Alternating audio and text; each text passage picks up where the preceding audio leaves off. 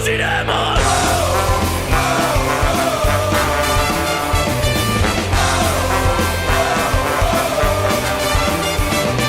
No tengo nada que perder, no tengo nada que temer. No tengo nada que depender de los demás. El miedo es una realidad, una manera de luchar.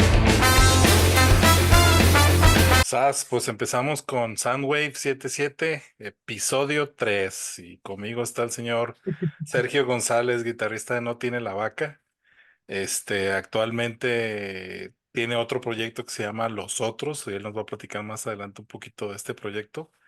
Y bueno, también ha colaborado con otros músicos del medio, por decir uno, Casimiro Zamudio del Mexicano, que seguro fue muy divertida esa experiencia. Ya también tendrás chance de platicarnos.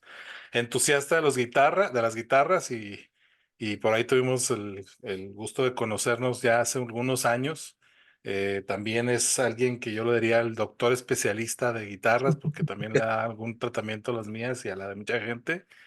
Y pues es un representante técnico también de algunas garantías importantes aquí en México, de Taylor, por decir una, y también trabaja con Guitar Gear, ¿no? Me platicaste que Sí, también con Guitar Gear. Pues sí. bienvenido, my friend. Ya teníamos rato que no platicamos, ya tenemos rato que no nos vemos, ¿no? No ha salido chamba de Sí, mi parte. ya tenía rato que no nos veíamos, sí, por lo mismo no ha caído chamba de tu parte, pero pues Ah, aquí andamos echándole ganas. Va. Pues platícanos un poquito de tu trayectoria, de cómo empezaste agarrando la guitarra, te llamó el instrumento y cómo fue todo. Pues yo creo que como la mayoría, no voy a decir como todos porque hay excepciones, pero como la mayoría, este, pues por el rock and roll. A mí el rock and roll desde niño lo empecé a consumir por parte de mi papá. Mi papá siempre escuchó rock, digamos rock en español y rock clásico de aquello de los años 50, 60, 70. Y era la música que él escuchaba, además de las baladas y de toda esa onda en español de aquellos años. En mi casa siempre hubo música y siempre hubo música tirándole a la balada y tirándole al rock. O sea, era en esos dos lados. O escuchaba a José José Ujú. o escuchaba a los Beatles, ¿no? O escuchaba a Django y escuchaba a los Stones. Entonces crecí con ese acercamiento a la música por parte de mi jefe. Mi papá, más que guitarrista, no fue guitarrista. Sí agarró la guitarra, pero él cantaba. Y Ujú. entonces en el proceso que tuvo mi papá dentro de coros regionales y demás, pues yo empecé desde muy chico a verlo en los escenarios. Y entonces me empezó a llamar mucho la atención, antes de la guitarra, el estar en un escenario. O sea, yo veía a mi jefe, me acuerdo, este, me tocó verlo en el Teatro de Gollado, en el Teatro Fión, con coros, y se me hacía muy interesante la manera en que lo ovacionaba la gente cuando hacía algún tipo de presentación solo, en el coro, o situaciones así, se me hace súper interesante. La guitarra vino después. La guitarra, yo creo que el primer acercamiento que tuve, no con una guitarra físicamente, sino más bien con la guitarra escuchándola, fue por ahí del 1980 y algo. Este, mi papá, me acuerdo que viajábamos bastante y mi jefe traía un cassette de los Creedence, Clearwater Revival. Y nunca se me va a olvidar que íbamos llegando a Ciudad de México por la madrugada, o sea, eran 4 o 5 de la mañana y yo estaba bien chavillo, tendría yo unos 6 años quizá. Y veníamos entrando y en Ciudad de México había una radio que ya desapareció, desafortunadamente, duró muchas décadas. Se llamaba Radio Universal, que era la estación de radio favorita de mi jefe. Le gustaba muchísimo. Entonces, este, estaban tocando los Creedence y estaba sonando Fortunate Son. Mm. Y el riff principal de esa canción me marcó de por vida. O sea, ese fue mi primer acercamiento a la guitarra, no con la guitarra físicamente. O sea, cuando le puse atención a una guitarra fue con Fortunate Son de los Creedence, por allá de 1980 y algo. O sea, teniendo yo 6 años de edad, si mal no recuerdo, va a ser el 88, 89 quizá. Ajá. Eh, y Y qué pasó un vivido tiempo, recuerdo, ¿no? Qué vivido lo tienes y todavía. sí, lo tengo súper vivido porque me marcó, o sea, me marcó al grado que pues yo había escuchado con mi jefe su música, yo sabía que él escuchaba, no el género, pero yo sabía que escuchaba música en inglés, ¿no? Ujú. Que era, le escuchaba yo mucho blues, pero hasta yo no sabía que era blues, simplemente yo escuchaba música en inglés en casa de mis jefes, o a José José, te digo, pero me marcó a tal grado que pasó un tiempo y yo creo que fue a inicio ya de los 90, un año después de eso, 2 años después de eso, que en la casa donde vivíamos en ese entonces mi papá compró un estéreo de esos grandotes que se venían en los 80s que traía como multifuncional, que traía radio, ya trae discos y cassette, ¿no? Y con una vitrina y toda esa madre, unas bocinonas. Entonces mi jefe compró ese aparato porque él no tenía donde tocar sus discos, lo que tenía eran cassettes, pero tenía Ujú. muchos discos. Entonces empezó a sacar sus discos viejos y en una ocasión puso ese disco de los Creedence, precisamente. Y volví a escuchar la canción y entonces es que yo le digo a mi jefe, oye, me gusta esa canción, pues, ¿te gusta la canción? Sí, y me sigue poniendo canciones de Creedence. Ahí es cuando mi jefe me empieza ya a presentar a Beatles, a Rolling Stones por nombre, me acuerdo de los Platters, me acuerdo de muchísimas bandas que me empezó a presentar en inglés mi jefe, y me presentaba rock en español de lo que él había conocido pues cuando era joven, ¿no? Ese típico rock cover en español de los años 50, de no sé, pues De- todos esos cabrones que hacían de- covers de los años 50, ¿no? 60. Eh, de ahí nace mi gusto por la guitarra. No es hasta entrada ya a mi adolescencia que entonces tomo la guitarra. O sea, ya pasaron unos años, yo sigo estando pues ahora sí que consumiendo lo que mi jefe me enseñaba, ¿no? Porque pues era difícil yo que tuviera contacto realmente directo con el rock and roll y mucho menos en esa época, o sea, cuál internet, nada. Entonces, nunca se me va a olvidar también que precisamente para cuando yo cumplí creo que 9 años, fue un año después o en ese mismo transcurso, te hablo de 1990 quizás, 91, mi jefe, ya con yo el acercamiento al rock and roll, me regaló 2 cassettes de Día de Reyes Magos, o sea, bien raro el rollo, ¿no? Me regaló un Walkman y con el Walkman me regala 2 cassettes que no tenían nada que ver con lo que yo conocía. Me regala El Circo de la Maldita Vecindad cuando recién había salido, entonces iba a ser 1991, 92 principios.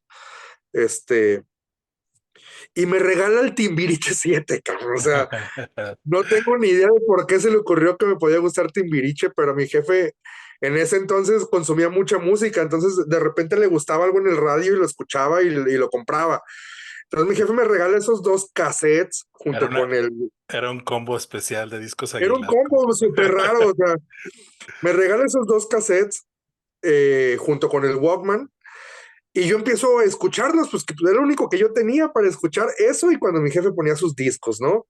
Y como yo no tocaba sus discos porque los rayaba, pues yo no tenía acceso a estar poniendo su discografía. Entonces me regala esos 2 cassettes y me los acabo escuchándolos. Y me abrió un criterio bien extraño porque yo venía de escuchar rock en inglés por completo de lo que me había pasado mi jefe. Y el único rock en español que yo conocía era el rock mexicano de los 50, 60. Y luego llega La Maldita Vecindad a aventarme algo que yo no conocía para absolutamente nada. Y luego escucho a Timbiriche también tocar cosas que yo sentía que ya había escuchado, pero con otros músicos, pero la diferencia era que Timbiriche inclusive tocaba duro de repente, o sea, las guitarras eran fuertes, Sí. porque traían una influencia bien glamera y bien super new wave de los 80s, entonces me gustaba mucho y me lo consumí bastante. Recuerdo, tiene que ver con la guitarra, porque yo en esa época tenía yo unos vecinos, amigos míos de la cuadra, con los que formo una banda. Mi primer banda fue una banda de rock aéreo, tal cual, sin guitarra, sin nada, o sea, era un pedazo, una escoba y tenía, deshice las cazuelas de mi jefa porque era la batería y los palos para hacer la comida, las cucharones y todo ese Cucharones. rollo, todo ese rollo, me los acabé en mi casa, pero yo jugaba a hacer giras, está bien, bien, bien mamila, ¿no? Jugaba a hacer giras, entonces con mi cassette de La Maldita Vecindad, que le presenté a mis amigos que tenía yo en la cuadra, que tenían amigos, de que tenían hermanos más grandes y que sus hermanos más grandes ya consumían rock, empecé yo a escuchar rock en tu idioma, rock en español, pero rock ya ochentero, ¿no? Ochentero, noventero. Entonces ahí yo conozco a Maná, conozco a Caifanes, conozco a Soda, conozco toda ola de rock en tu idioma, pero a través del, yo tengo el cassette de mi hermano tiene fulano de tal, a pasarme ese conocimiento, ¿no? Siendo niño y haciendo pequeñas giras, según nosotros, este, como artistas. Tocábamos, me acuerdo, en las casas me iba a la casa de un amigo y ahí, jugábamos a ser músicos. Entonces, mi primer banda realmente fue una banda de rock aéreo. Sí. Y luego ya vino, entrada a la adolescencia, cuando cumplí 13, 14 años, que me decido a tocar la guitarra. O sea, ya dije, sí, me gustan, creo que ya necesito aprender a tocarlo, ¿no? Y le digo a mi jefe, quiero aprender a tocar la guitarra. Y perfecto, sí, perfectísimo. Yo esperaba que me dijera, pues, ¿qué quieres, no? O sea, te compro la guitarra, pero yo quería, pues, como todo, yo creo que tocar la guitarra eléctrica desde el principio. Y entonces, mi jefe en ese entonces estaba construyendo una parte atrás de la casa, y un albañil, literal, que llevaba su guitarrita, don Ernesto, algo así se llamaba el cabrón, y le dice, oye, mi hijo quiere aprender a tocar la guitarra, ¿le enseñas a tocar la guitarra? Y entonces el albañil que iba a mi casa me enseñó a tocar la guitarra, pero obviamente ahí volví a dar otro vuelco, porque pues este señor lo que tocaba eran cosas de los tres haces y de los tres diamantes y de Ok. cosas bien raras, súper random, que no tenían nada que ver con el rock and roll, ¿no? Pero aprendí a tocar la guitarra acústica, entonces empiezo yo a tocar la guitarra acústica hasta que me harto de que no me sale absolutamente nada porque no me gustaba lo que yo estaba aprendiendo a tocar con este señor que era un albañil y con mi papá que nada más se ponía ahí con sus caguamas de bohemio y no me gustaba. Entonces tenía yo mis cancioneros, inclusive así de guitarra fácil, ¿no? Súper horribles, pero pues me servían de ejercicio. Ya después entré a tomar clases particulares, pues ya le dije a mi jefe, oye jefe, ¿sabes qué onda? La neta es que me gustaría muchísimo que me gustara igual que a ti Mocedades, pero no me late tanto, ¿no? O sea, yo quiero ser rockero. Y entro, más bien, me consiguen un maestro particular, este, Edgar algo se llamaba o se llama, no sé si todavía de clases o exista, pero él me llegó a enseñar lo que ya era el metal, ¿no? O sea, cuando yo recuerdo que la primera vez que tomé clases particulares fue a su casa y sacó una guitarra, una Yamaha Pacífica, y mientras me explicaba que iba a aprender, el vato destrozaba la guitarra, ¿no? O sea, no, sí, claro, y vamos a aprender. Y yo lo veía así con cara de, ¿what? O sea, todo se puede hacer con esa cosa. Y no, sí, vas a aprender y tengo alumnos que así, así, así, y empecé a darle.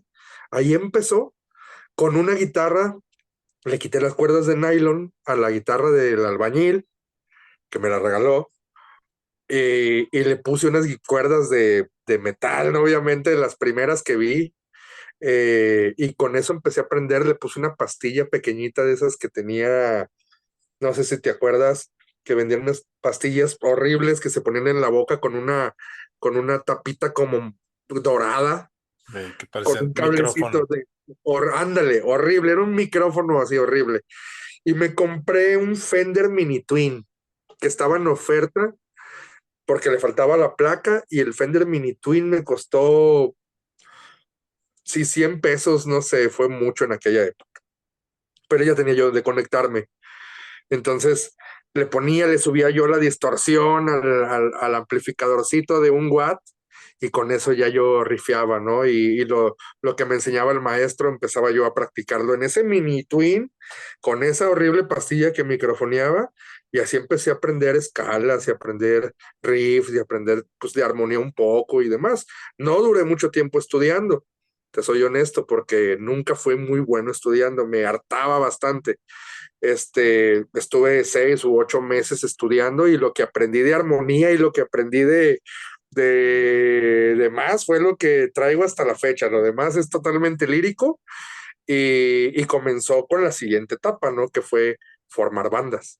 Ujú. Y ahí, Simón, ahí cómo empezaste con esta nueva etapa. Ya con la después de de formar que, bandas. ya después de que dejaste la acústica, que seguro la has de haber destrozado hasta. ¿Todavía la Sí, no, tienes o se ya no la acabó. tienes? No, se acabó. Sí, La ok. vendí, te lo juro, la vendí.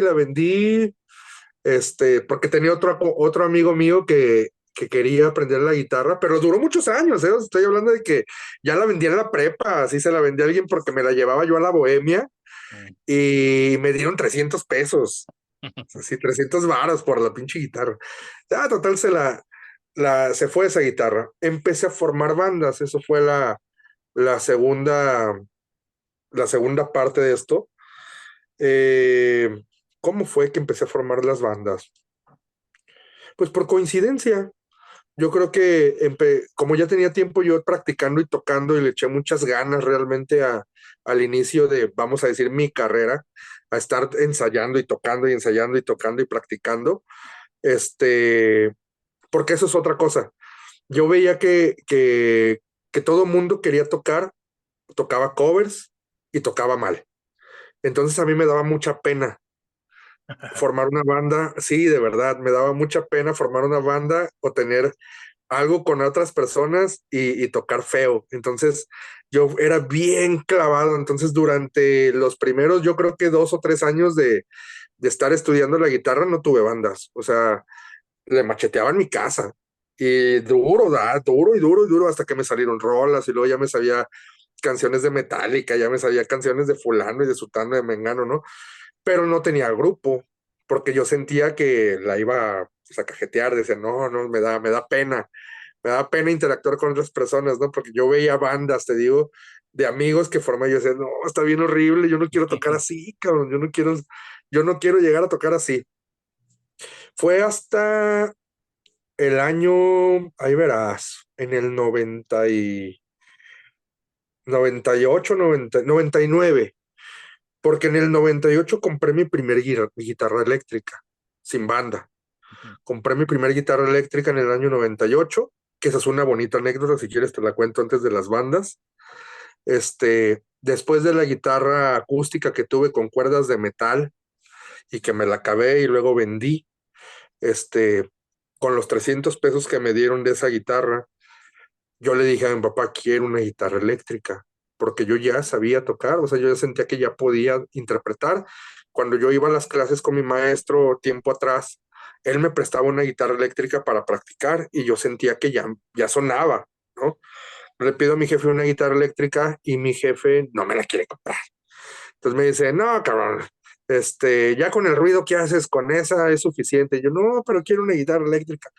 No, no, no, no, no, no. Y así pasaron unos meses, guardé mis 300 pesotes, ¿eh? O sea, tenía yo mis 300 pesotes de mi guitarra acústica y me dice mi jefe, órale, pues, te voy a completar una guitarra eléctrica. Me dio 700 pesos, cabrón. O sea, ves que los 300 que tienes y 700 que te doy ya son 1000, ya te alcanza para algo. Y yo, no manches, pero cuesta 1100 la que me gusta, no 1200. O sea, complétame. No, no, no, trabaja, güey. Trabaja, sal, pues vete al cerillo, lo que sea, completa la tuya, te van a dar 700 bolas. Hijo de su. Pues ahí voy. En ese entonces me gustaba mucho una Yamaha RGX negra, que todavía sigue existiendo y sigue saliendo. Ujú. Que la típica de paquete con 2 pastillas dobles y una sencilla, y se me hacía increíble como se veía. Y quería yo una RGX, ¿no? Y la vendían en Mr. CD de López Cotilla, pero no me alcanzaba, costaba 1,700 pesos o 1,600 pesos, no me alcanzaba, el chiste es que no me alcanzaba.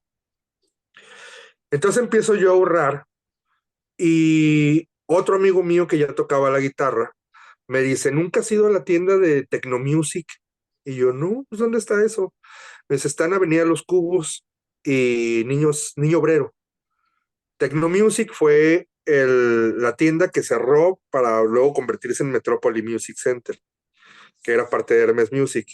Y prácticamente en los años 90, Tecnomusic fue la empresa que trajo todo, ¿no? Era el Guitar Center de Guadalajara. Eh, pues yo le digo, no, nunca he ido. Y un día me dice, vamos, órale, vamos. Y me quedo sorprendido, ¿no? De todo lo que había. Había filas y filas de guitarras de todas las marcas, Washburn, Fender, Yamaha, Dean, de todo, Ibáñez, todo había, y yo estaba como vuelto loco, ¿no? Babeando así, espuma me salía para todo lo que yo estaba viendo, Tienda de dulces, pero, ¿no? pero nada me alcanzaba. Entonces recuerdo que veo yo una Squier Stratocaster Affinity, la típica color negro con blanco. Y para ese entonces yo estaba muy clavado escuchando a Clapton y estaba escuchando onda blues. O sea, por alguna razón empezó a gustarme el blues después del metal, que creo que siempre es al revés. A mí me gustó el blues después del metal. Y empecé a escuchar a Clapton, empecé a escuchar a David Gilmour haciendo psicodelia ya fuera de Pink Floyd y demás. Y yo me acuerdo que ese estrato negra con blanca era, oh, no manches, es la guitarra de ellos, ¿no? No me importaba la marca. Entonces, pues, ¿cuánto cuesta la guitarra? La guitarra costaba creo que 1,800 pesos o 1,700, igual que la Yamaha, pero me gustaba más la Squier que la Yamaha. Entonces yo con mis 1,000 pesotes que yo traía, aparto la guitarra. Aparto la guitarra, digo, no, esa guitarra la quiero y la aparto con 1,000 pesos, ¿no? ¿Cuánto tengo de apartado? Tienes 2 meses de apartado. Órale, en 2 meses se arma. Me pongo a chambear. Me pongo a chambear, a hacer jalecitos por acá, por allá, a lavarle el carro al vecino, hacer lo que pudiera, ¿no?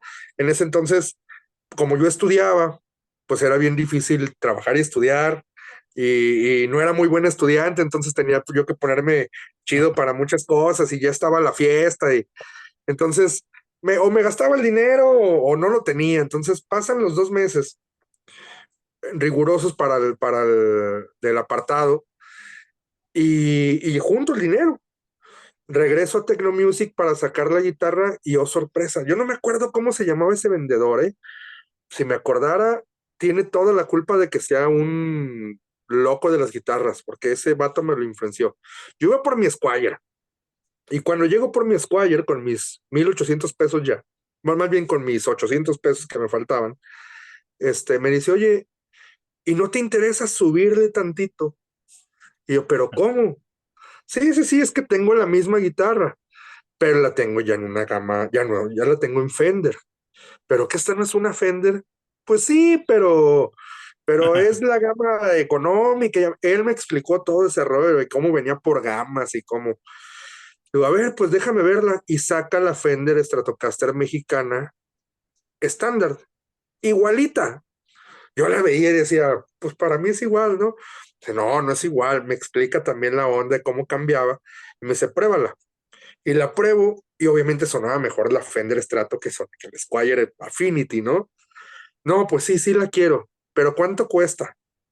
2,800 pesos. Me faltaban 1,000 pesos. 2,800 pesos.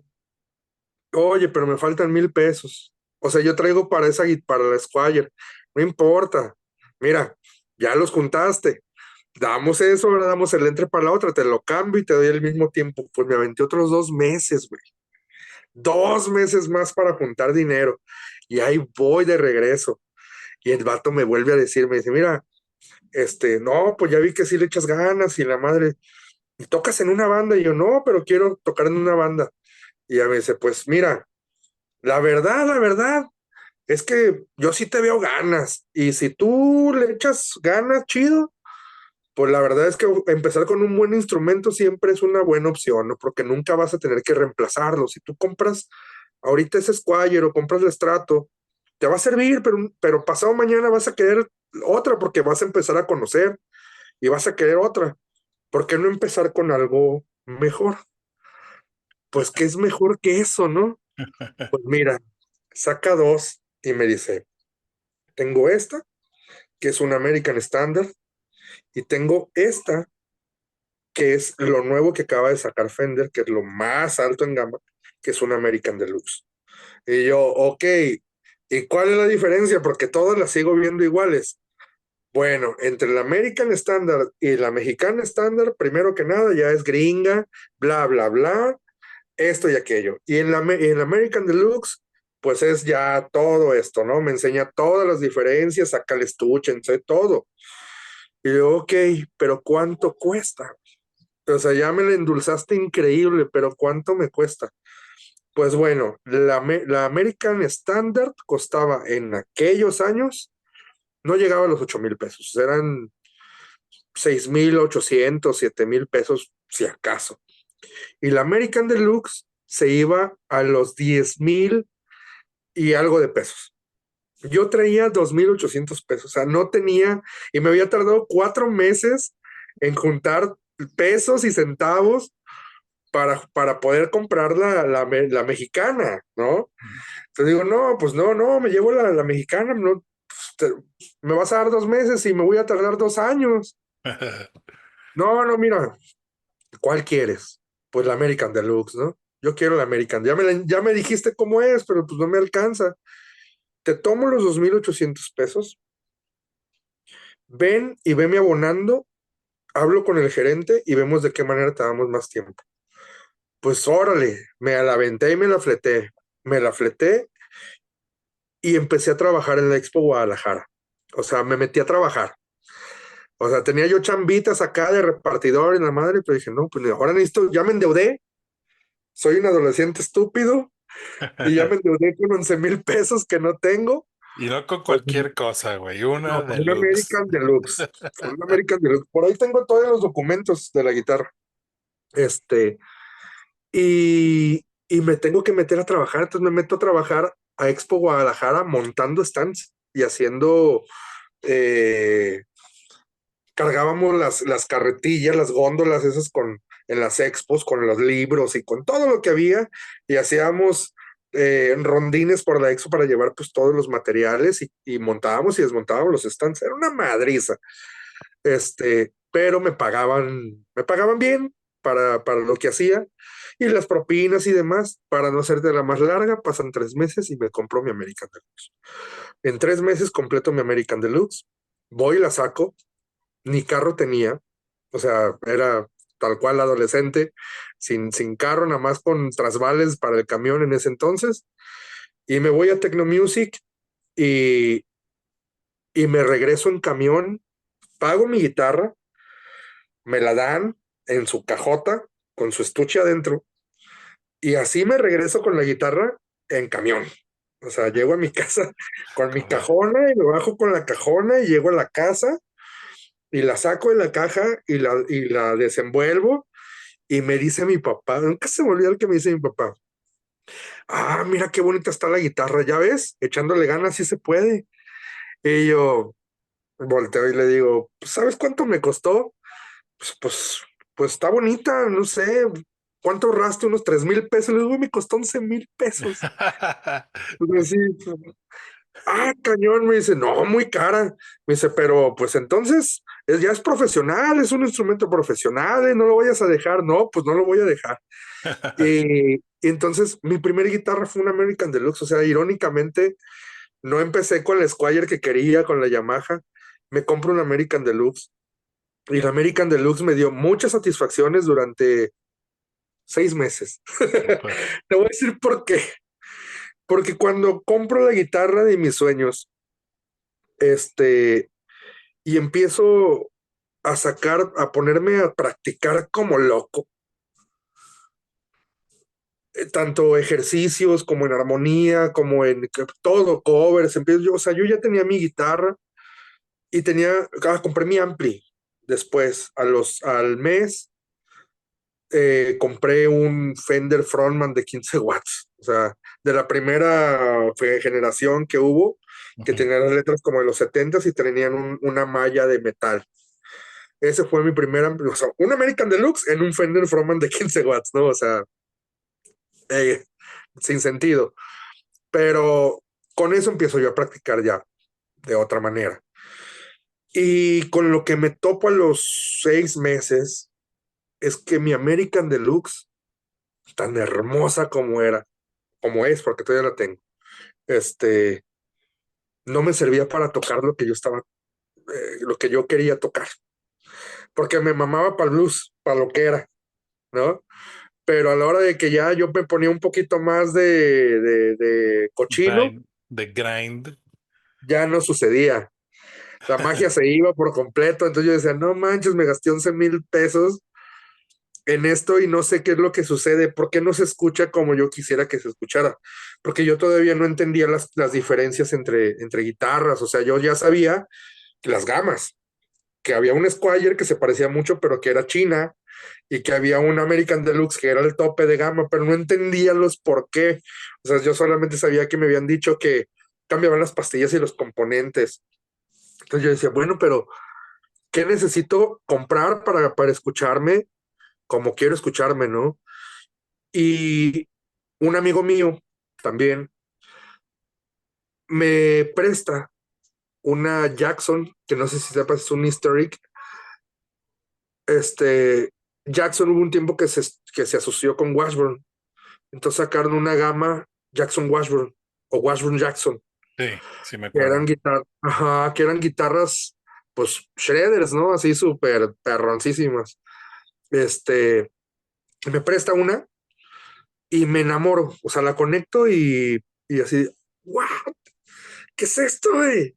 ¿Qué sucede con esto? O sea, ¿por qué mi fierro ese de 11,000 pesos no suena como esto que tiene 3 chicles pegados atrás y una calcomanía metálica, ¿no? Ujú. ¿Cuánto te costó? No, pues me la regaló mi hermano, pero a mi hermano le costó 2,000 pesos, ¿no? Así, suena mucho mejor que mi guitarra. Y no es que sonara mejor, es que sonaba diferente. No Sonaba tenía total. el grind ni el crunch, Exacto, exacto. ese Entonces, humbucker que faltaba en la exactamente, Fender. exactamente. Ya después me di cuenta que la guitarra traía una Seymour Duncan Distortion, o no se acuerda de qué cosa en aquel, pues era una cosa brutal, ¿no? La metí yo a mi Fender Frontman y hizo que el canal 2 sonara a lo que quieras, o sea, te dije, no manches, qué rollo, ¿no? Y pues empiezo a investigar por mi propia cuenta, y ahí es donde yo caigo en cuenta de que obviamente las pastillas tenían algo que ver. Me doy cuenta que existen un montón de tipos de pastillas y que cada tipo de pastilla te funciona para cosas totalmente diferentes y que inclusive la misma pastilla o el mismo formato de pastilla puede sonar totalmente distinto dependiendo de muchas cosas de la construcción de la misma pastilla, ¿no? Ah, cañón. Pues, ¿qué voy a hacer? Ya tengo esta guitarra y no la voy a vender, pues compré otra. Con mi segunda guitarra fue una Ibáñez SA Series, GSA Gio, una Gio, una GSA 120, no, 160. GSA 160 con un humbucker en el puente y 2 single coils en medio y brazo. Y aunado a esto, eh, modifico mi primera guitarra, que mi primera guitarra empiezo yo entonces a modificarla.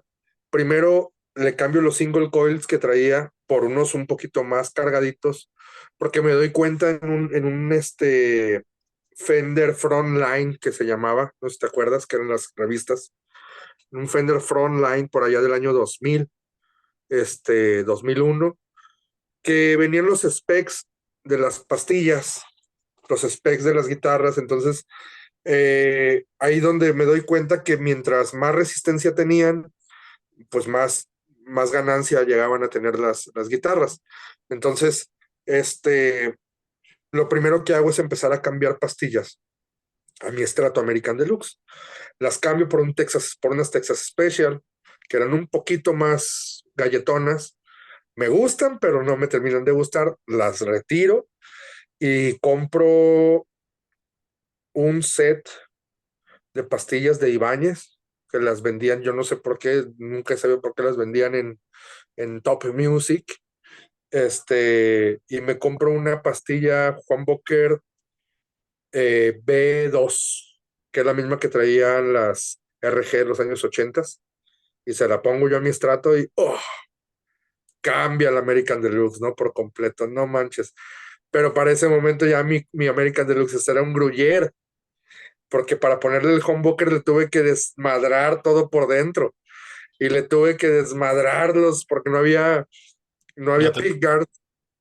no Y tenía el entonces espacio, ¿no? De la no, humbucker. no, porque tenía los tres típicos para single coils. Bucoy. Entonces cuando yo abro y no le queda, pues ¿qué hice? Mira, cincel, track. Así le di en la torre a un American Deluxe, a cincelazo. A cincelazo le abrí el espacio para el humbucker y no conforme con eso, pues no había pickguards con humbucker. Entonces lo que hice fue comprar un genérico y le hice el agujero para montar el humbucker, ¿no? Que ya tenía. Y así monto la guitarra, la pastilla y todo, pero sonaba ya totalmente diferente al American Deluxe, pero ya tú la abrías y decías, no, mames, ¿qué pedo Ajá. con esto? Y me compro después la Ibáñez, que dije, bueno, pues una Ibáñez, me empiezan a gustar músicos que veo que tocan con Ibáñez, John Petrucci, Steve Vai, o sea, no, pues una Ibáñez, y compro la GSA, que, que ahí es donde yo me doy cuenta de algo que yo a veces, cuando di clases, porque di clases un tiempo, le enseño a mis alumnos, y, y cuando yo trabajaba en Guitar Gear o cuando he trabajado en tiendas de instrumentos, evito hacer lo mismo que hizo este vendedor conmigo, ¿no? No porque haya sido malo, porque realmente también me abrió un criterio diferente, me Ujú. enseñó cosas que no conocía, pero yo creo que si me hubiera preguntado, ¿qué quieres tocar?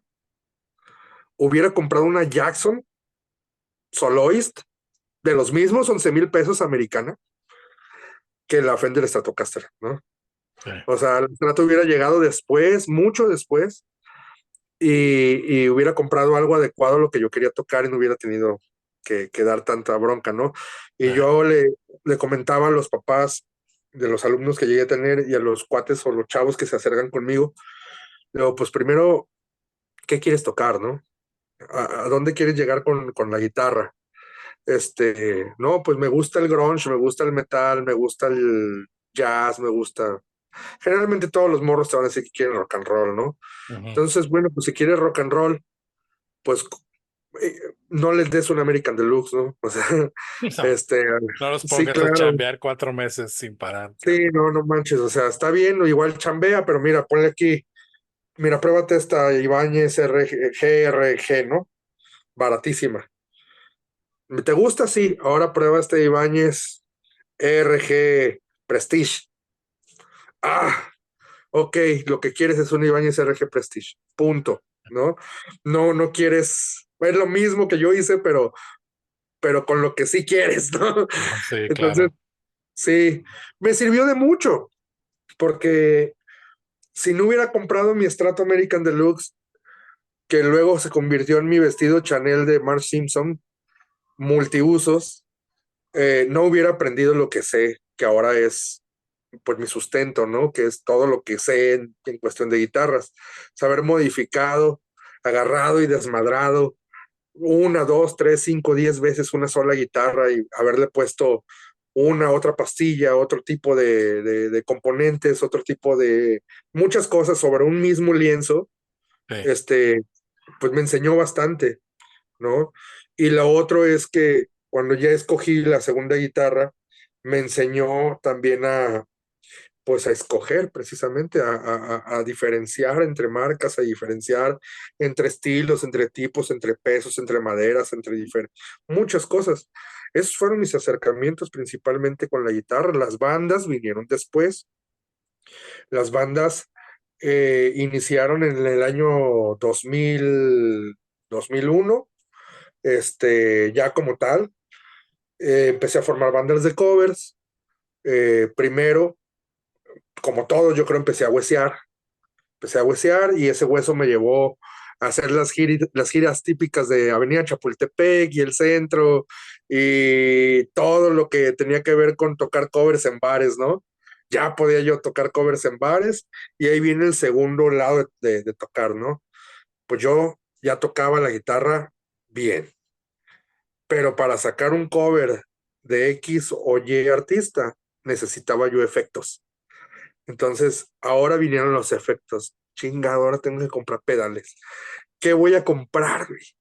Ujú. Entonces, o digital o analógico, y empezó la discusión entre la gente que compraba pedalitos y los que compraban una pedalera, y ahí me meto otra vez en otro rollote, ¿no? Porque no sabía qué comprar y compro lo más barato. Y dije, pues vamos a empezar. Órale, y me compro una Zoom 505. ¿Te Ujú. acuerdas de esa Zoom 505? Pedalito así, chiquito, con dos switches nada más. Nada más. Lo interesante de ese pedalito era que todos los que hacían pedales en ese entonces, en ese formato pequeño, para izquierda o para la derecha, si tú cambiabas, pues iba cambiando el efecto, ¿no? Y si ibas moviéndole y no, si tú querías tocar un limpio y lo tenías en un banco A1 y tenías un distor que te gustaba en el banco B6, era... Tac, tac, tac, tac, tac, tac, tac, tac, tac. Y Sí. el Zoom tenía una peculiaridad que me encantaba para ese entonces, que tú podías programar los botoncitos para pisar para que no cambiaran el efecto. Ujú. Entonces había una forma de programar los botones para que tuvieran un retardo, donde tú ya podías pasar por los patches para llegar al banco, y cuando llegabas al banco que te gustaba le apretabas a los dos y ahí te daba el sonido. Entonces compro mi Zoom 505 y le saco un jugo a ese pedal pero huesié con ese pedal mucho tiempo. Es más, hasta le compré el accesorio, porque ese pedal venía con un accesorio para atrás, un switch que tú podías mover para un remote y para Ujú. un pedal de expresión. Entonces, o metías el de expresión o metías un remote. Yo metí un pedal de expresión porque ya me servía para el guay y todo ese tipo de rollos. Y con ese 505 toqué años. Luego me compré una Zoom, este, que era 3000, algo así, una negra con verde hermosa, que ya tenía la pantalla que decía todas las letras en rojo y estaba perrísima. Esa me la compré unos años después, era verde con naranja. Este, y de ahí formé una banda de metal, tuve una banda de thrash metal, tuve bandas de speed metal, tuve bandas de todo dentro del género. Toqué en La Mancha, toqué en el Bebotero, toqué en la zona, toqué en todos esos bares de los años 90, 2000, ahí estaba yo los jueves tocando, los viernes, los sábados, ¿no? Desde covers hasta con mis bandas ya de metal super acá maldito y de death metal y de black metal, tuve una banda una vez. Pues así empezaron las bandas, así empezó mi carrera como músico. Empezó bien raro porque, te digo, tocaba blues, tocaba metal, tocaba de todo. Hacía covers un fin de semana y a la siguiente semana tocaba en la zona los jueves death metal. Y no fue hasta el año 2003, en el año 2003, que yo conozco, en 2002, conozco a mis compañeros de banda de toda la vida, que son los No Tiene la Vaca. Yo tenía una banda aparte con otro cuate que tocaba con ellos, y no tenía nada que ver con la vaca, ¿no? Pero ensayábamos el mismo día, ensayábamos los viernes, ahí en Avenida Las Rosas y la calle Capuchinas, a 2 cuadras de la Expo Guadalajara, ensayábamos las dos bandas. Entonces, la banda que yo tenía con uno de ellos era un poquito más pesada, hacíamos hardcore de la vieja usanza, hardcore punk, a lo Black Flag y todo ese tipo de rollo, duro.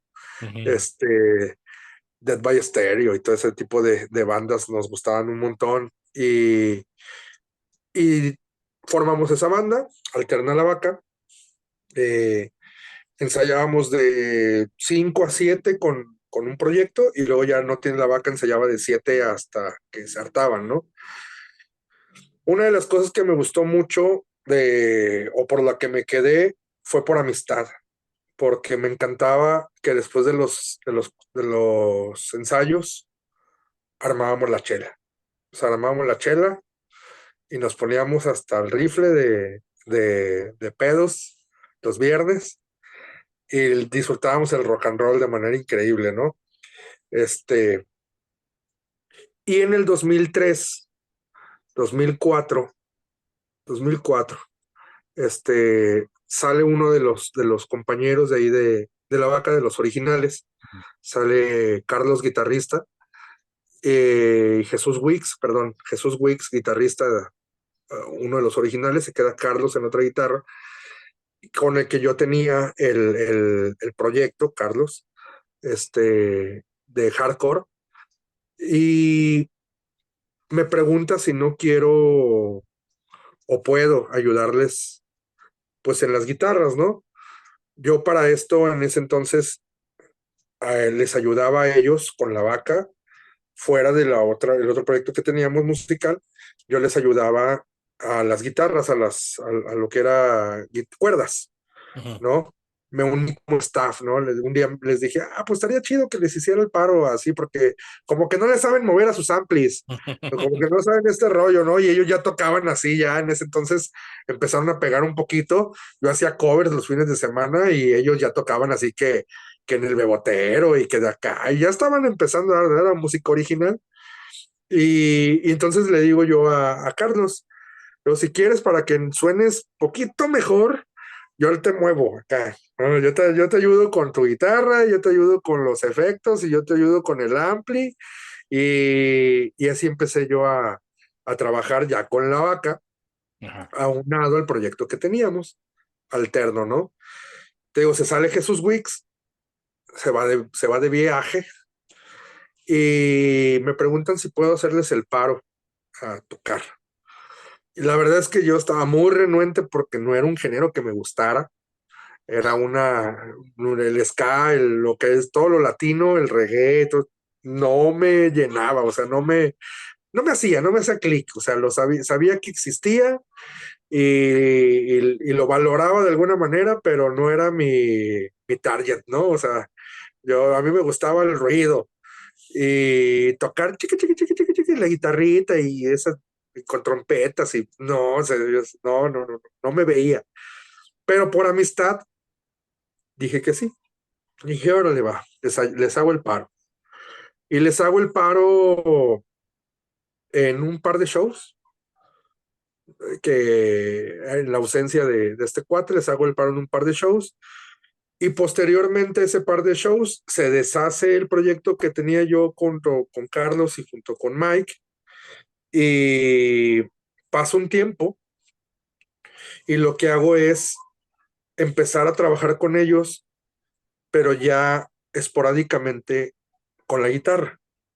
O sea, empiezan a haber ausencias dentro de la banda donde yo suplía esas ausencias o donde yo hacía las cosas que no podían hacer los demás o de repente, como no había una guitarra líder, lo que hacíamos era, en ese entonces Huicho, nuestro vocalista, era guitarrista rítmico, entonces en algunas secciones del set list yo agarraba la guitarra, o sea, más de la mitad del set list agarraba yo la guitarra porque pues, necesitaba él hacer frontman, ¿no? Necesitaba él estar junto con la gente y no era muy bueno tocando y cantando, entonces pues yo agarraba yo la guitarra. Eso fue en 2004.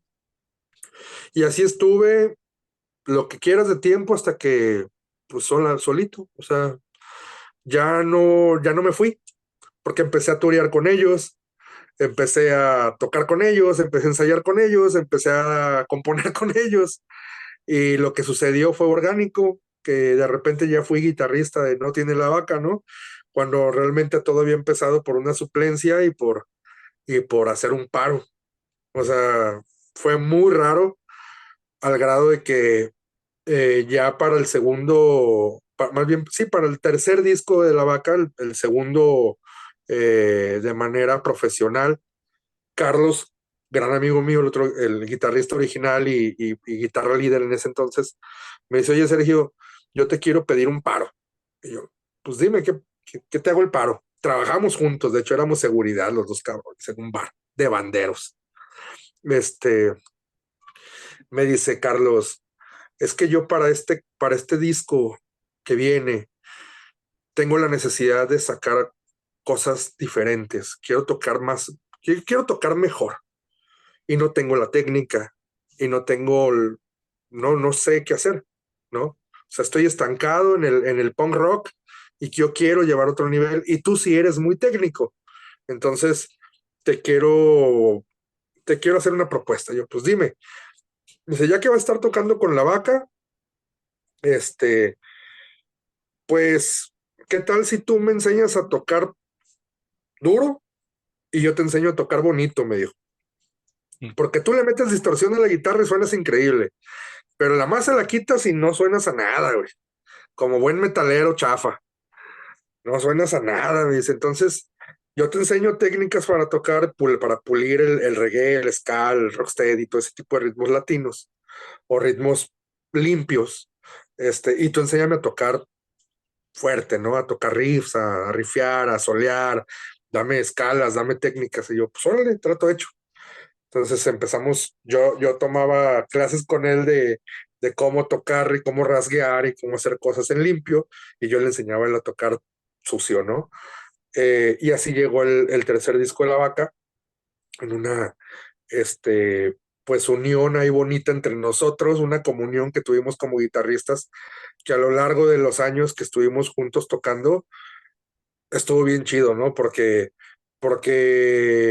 nos amalgamamos tan cañón que, que bastaba ahora sí que como en el béisbol, ¿no? O sea, aventar un guiño o un brazo para arriba para saber qué iba a hacer uno para complementar al otro. Estuvo bien chido. También La Vaca me enseñó a hacer cuate, porque yo venía de bandas de covers y venía de bandas de metal donde siempre es quién es mejor que el otro. Entonces, eso es algo que todavía no logran. Yo creo que todavía está ahí rezagado entre los metaleros y entre muchos músicos que entran en una banda para competir entre ellos, ¿no? Y no está chido competir, o sea, se supone que pues si la máquina da tantos caballos, pues forma parte de esos caballos, ¿no? No, Sí. no, no quieras trincarte de más, güey. Y me pasaba mucho con las bandas de metal, que siempre, pues era una bronca con los otros guitarristas, ¿no? A ver, si tú eras más bueno, o si tú eras más malo, o si aquel hacía unos solotes y tú no valías pa' pura madre, o si O la siempre fue clase, un rollo. o la clásica del Exactamente, volumen, ¿no? exactamente, exactamente. Y con La Vaca, como es una banda que nunca vivió de apariencias y siempre fue súper orgánica en su quehacer, en su género, nunca nos peleamos por quién tocaba mejor, ni por quién hacía más cosas, ni por quién era el más diestro, técnico, súper maldito, ¿no? O sea, yo recuerdo los ensayos de No Tiene la Vaca en aquellos años, que era llegar, abrir un 6 de cervezas y decir, a ver, toca, o traigo esto, tunca, truco, tucu, truco, tucutrán, y alguien más lo seguía, y está padre, a ver, y ahí sí le meto yo esto, y sí, a ver, pero nadie se peleaba, o sea, era Creativo. orgánico, era creativo, increíble, fue una etapa de que tuvimos una etapa en la que yo creo que componíamos 2, 3 canciones por ensayo, ¿no? Y esas canciones de repente se convertían o se convirtieron todavía en hits a principios, mediados de los 2000, ¿no? Este, que es otra cosa después, cuando ya te formas parte de una banda y te eres un elemento creativo dentro de una banda, que tienes que separar como al músico, digamos en lo particular, porque eres guitarrista y te sabes lo suficientemente bueno como para caber donde sea, a ser parte de una banda. O sea, es muy diferente venir tú solo y creer que tú solo vas a hacer todo a ser parte de algo, ¿no? Y muchas bandas no lo entienden, o sea, muchas bandas quieren al mejor guitarrista, quieren al mejor bajista, al mejor baterista, y se arma un bandonón, pero están cambiando de elementos todo el tiempo y todo el tiempo están cambiando de sonido, o ya no, o dejaron de existir, ¿no? Yo formé parte de esa, digamos, como la avanzada regia en Monterrey. Aquí me acuerdo de aquella escena de Guadalajara tan importante que hubo en los años 2000, con Pito Pérez, con Plástico, con Disidente, con Elis Paprika, con eh, Termo, con Nata, con ese montón de bandas que hicimos algo, hicimos ruido en los 2000, y todos compartíamos algo bien especial, que todas las agrupaciones, al menos en sus inicios, éramos compas. O sea, era hacer música por hacernos sentir chido, y creo que los que llegaron a pensar en hacer música por volverse ultra famosos son los que ahorita no tienen nada. O sea, y no voy a decir nombres, pero son bandas que pasado el tiempo, por querer salirse del huacal y dejar la amistad, por ver el negocio por encima de lo que los hacía algo chido, terminó siendo su cruz, ¿no? Sí, que Y eso es importante, ¿no? Es el fin del rock and roll es divertirte, cabrón. claro, Y si no estás divirtiéndote y lo ves como el negocio que también es, porque también es un sí, negocio, se pierde la pasión, se pierde la creatividad, se convierte en sí, algo como lo vas a hacer a huevo, ¿no? ándale, Ya, ahí vale madres el asunto. Pierdes esa pasión por tocar con las personas, ¿no? También.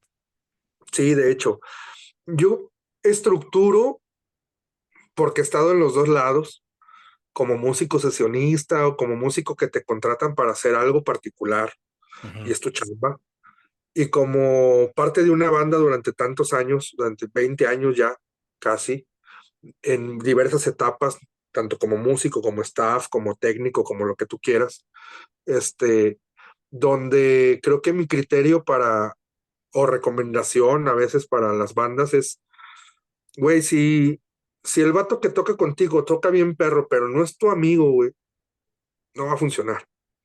Y no va a funcionar, y no funciona estando ya arriba, se cae, y no va a funcionar estando abajo, porque entonces van a empezar los conflictos.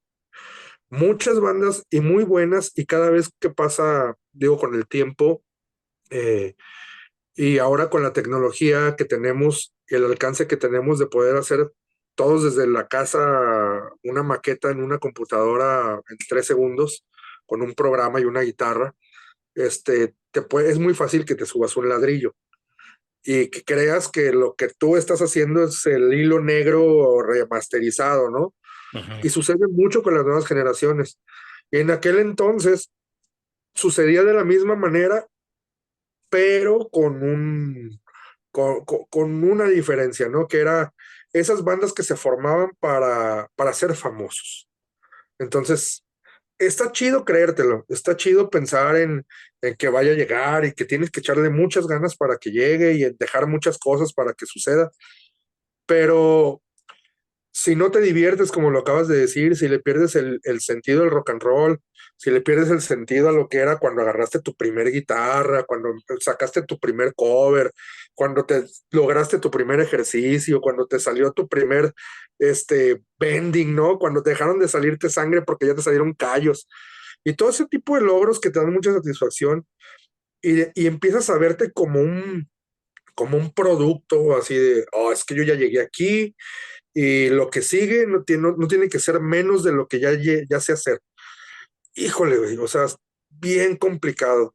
Sí. Tengo decenas de amigos que tocan increíblemente bien, pero que es fecha que no salen de los covers, ¿no? Ujú. Porque han tocado en infinidad de bandas y todas se deshacen. O ninguna llega a tocar algo medianamente comercial como para ser parte de algo importante que es el show business, ¿no? Sí. Entonces, y te preguntan, pero es que ustedes cómo le hacen, ¿no? Pues cómo le hacemos, bien sencillo, y no pensamos de malas cosas. O sea, somos cuates y así como sentarte a platicar con tu amigo, me voy a sentar a tocar la guitarra con mi cuate, ¿no? O así como me tomo una cerveza con un cuate, me pongo a tocar la guitarra y la batería junto con mi banda. Entonces es orgánico, Sí. porque lo que no se nos debe de olvidar con los instrumentos musicales o con la música en general es que es una corriente artística y las artes son de percepción. Entonces, son percepción subjetiva y nada objetiva, ¿eh? Porque el objetivo del arte Ujú. es particular, o sea, Sí. es para cada quien. Sí. Cada quien lo ve de forma diferente y cada quien lo entiende de forma distinta. Y en la música, la gente que percibe tu arte no necesariamente son músicos, porque Sí. la música pues es una voz de la gente, es algo que hace que te sientas bien, que te sientas mal, que te sientas triste, que te saca de broncas. Es algo de esa manera. Entonces, es tan perceptivo, ¿no? Cuando La no. forma en que, exactamente. Cuando no, Entonces, yo ahorita que planteas eso y lo platicaba con un peer tuyo de guitarra, guitarras también, pues la inspiración cuando llega, te sientas y fluye, y ese día que fluyó, cabrón, estás creando cosas que dices, cabrón, qué bien sueno, ¿no? Y hay sí, días que no, cabrón. Hay días que tu estado de ánimo, tu motivación, pues a lo mejor no está para como agarrar la guitarra y lo haces y a lo mejor te sale el tono, te salen los acordes de la rola que estás tratando de entender. Pero si tu estado de ánimo no está en ese momento conectado con ese fluir artístico, no, ese día no va a pasar nada. Y incluso hasta uno tiene horarios, ¿no? Para eso, ¿no? Yo, por ejemplo, siento que, por ejemplo, a mí me toca tocar mucho en la noche y a la madrugada de pronto me siento más inspirado, ¿no? Me salen mejor los bendings, soy más blusero, me siento más inspirado. Y al día siguiente, o sea, nada que ver con lo que estaba tocando un día antes. Pero bueno, son estados de ánimo que también van con ese espíritu artístico que dices, ¿no?